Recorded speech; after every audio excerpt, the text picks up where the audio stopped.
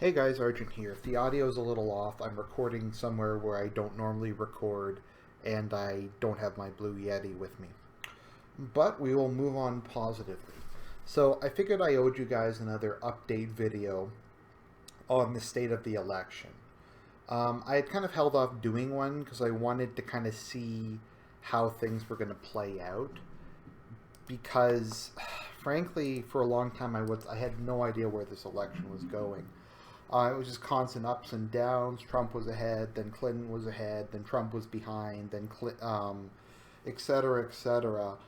And I just couldn't really say anything about it. And also for a while, I didn't want to blackpill people and just say Trump was going to lose. Because it really, really looked like Trump was going to lose. I'm going to be perfectly honest with you, because I'm an honest guy.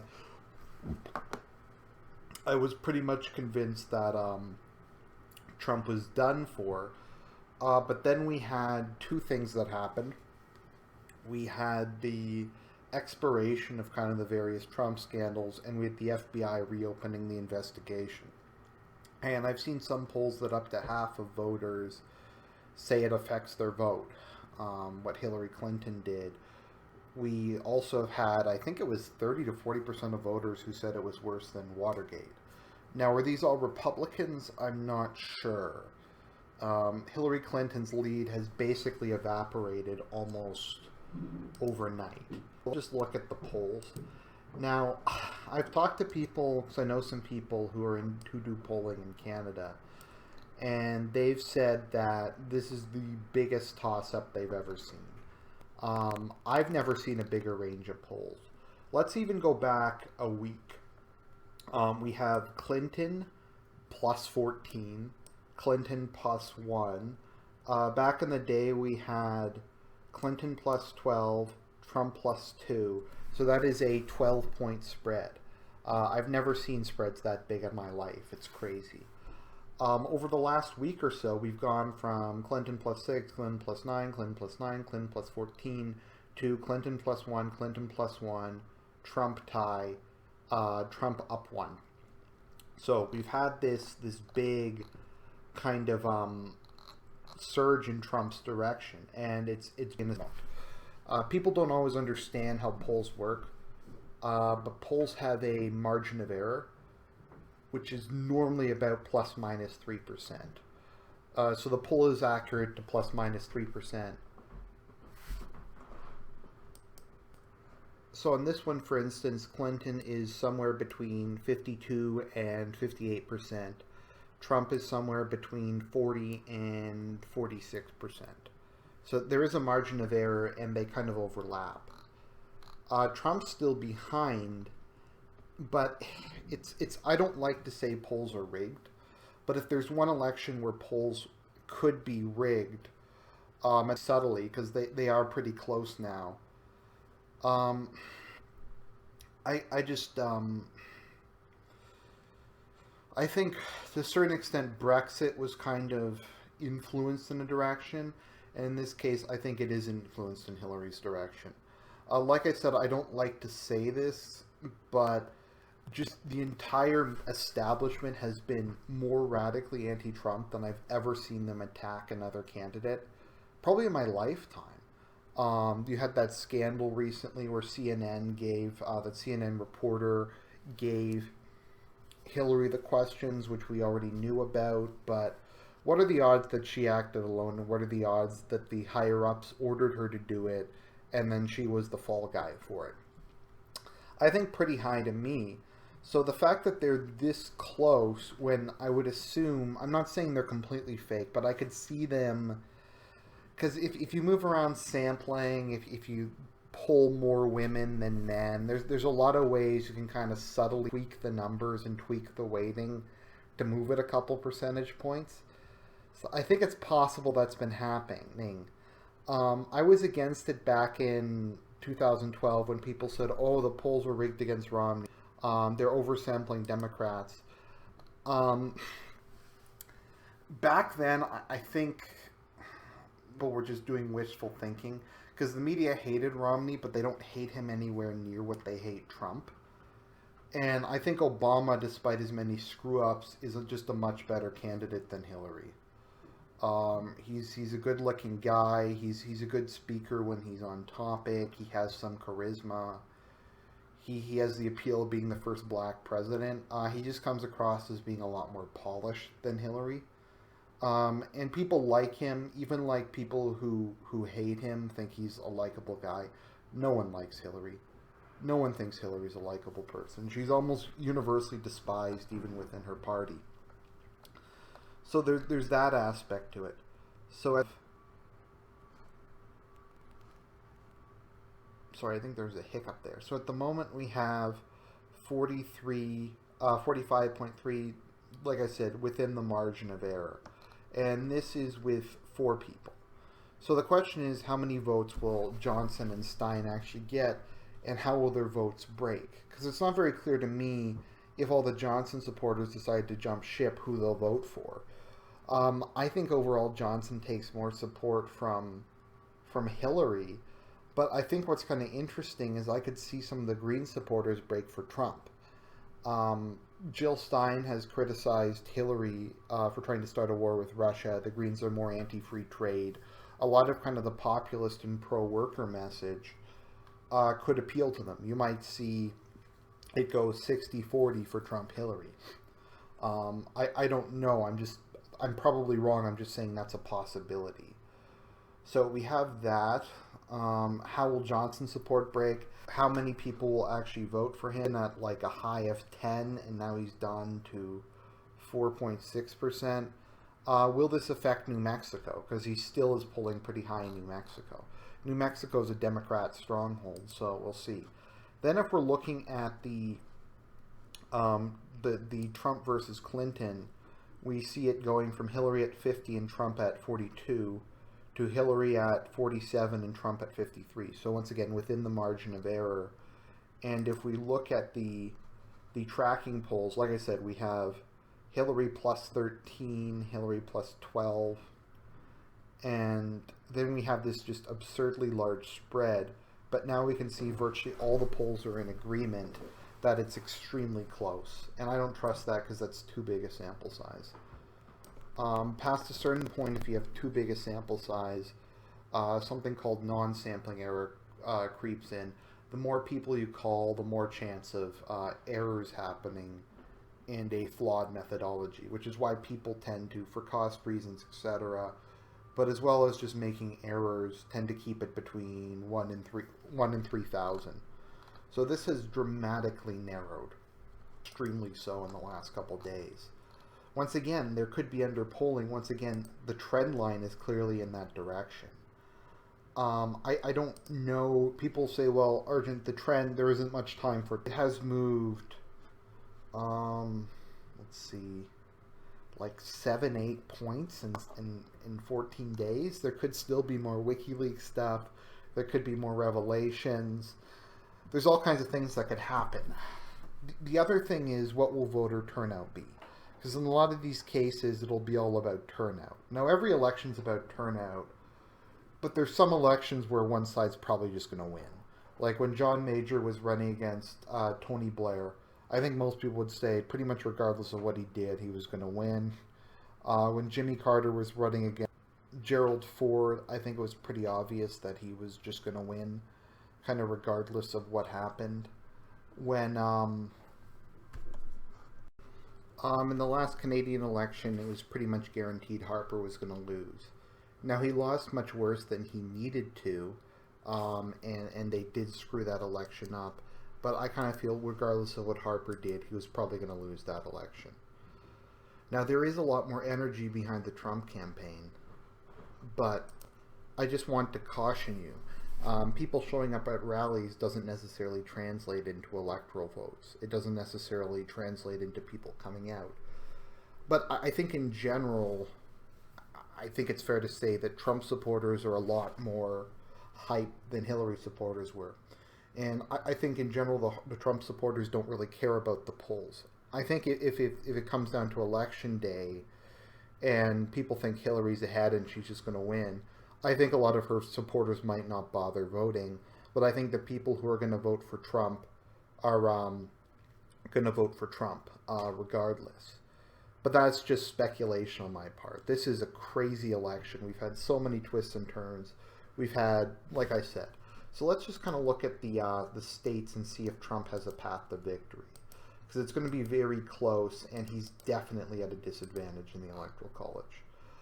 That's because Democrats have flooded a lot of the largest states with illegal immigrants and diversity. And the diversity makes it very difficult for a Republican to win. Why did that pop open?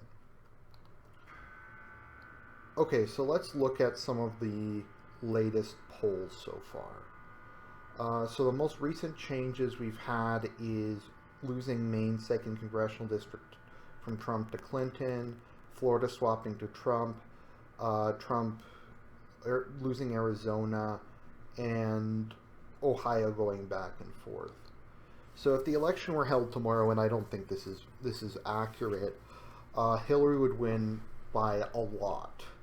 Granted, she would win by a lot more than, a lot less than whatchamacallit would won by, than Obama won by. So let's just see how could Trump win this thing. So I do think it's possible, but it's very hard to overcome New York, Connecticut, California, mainly California. California is like 20% almost of what you need to win, and Illinois is another huge state. So let's just look at a path to victory. Let's give Trump Florida, because he needs Florida regardless. Georgia, I think there's no chance Georgia's not going to vote Republican. Arizona is a red state. I know it's had a lot of Hispanic immigration, but Hispanics tend not to vote, so give that likely Republican. Iowa, I can't see Trump losing, to be realistic. Ohio, we'll give him Ohio because he needs Ohio to win. And North Carolina, I'm going to give to him too.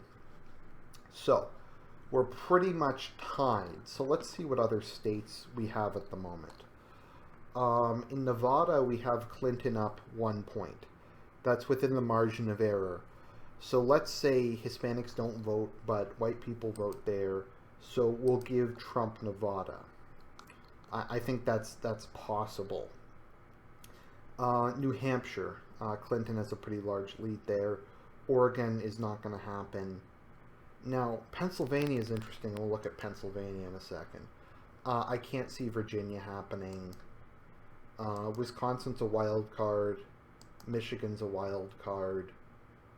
We'll look at Maine Congressional District and Colorado. So what path to victory does Trump have after this? Now, the first path to victory is if he can flip one of these largely Democratic states. Like if he flips Pennsylvania, it's over. He can afford to lose North Carolina. He can afford to lose maybe another toss-up state like Nevada, or maybe even 2 smaller toss-up states. I don't know if that's going to happen, but it's possible. So we'll just change that back to toss-up. Colorado is possible. Colorado used to be a solid red state. Now it's a purple state. I don't think that's beyond the realm of possibility. If we look at Trump versus Clinton, it's kind of all over the place. Some have him within the margin of error. I don't know. I don't think it's going to happen, to be perfectly honest. Let's see what two-way race is like. Still. Once again, though, Trump does better with white people, and white people tend to vote. Virginia, I don't think he's going to take. Virginia's a solidly blue state now. It's possible. It's not, like, impossible. I can't see it. I think Wisconsin's a wild card. It was closer last time, if I recall, than anyone thought it was going to be. So I think Wisconsin is a possibility. I don't really believe it. I think Michigan's probably the most likely. Just from people I've talked to who live in Michigan, they say there's a massive amount of pro-Trump stuff there. Well, there are a lot of blacks in Michigan.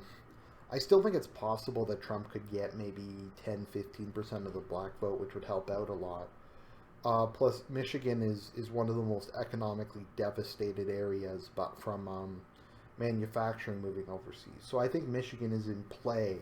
It's kind of maybe a mid shot.